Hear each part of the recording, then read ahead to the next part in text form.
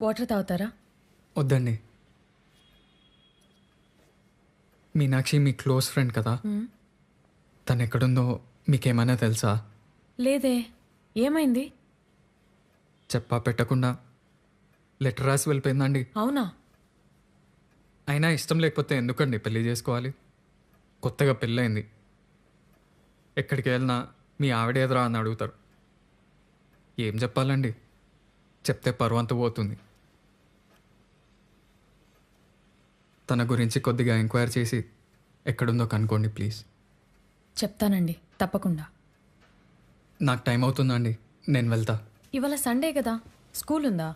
లేదండి, మా school staff అంతా ఉన్నారుగా, వాళ్ళు మా ఇంటికి లంచ్కి వస్తున్నారు. మీనాక్షిని చూస్తారంట. మరెలా?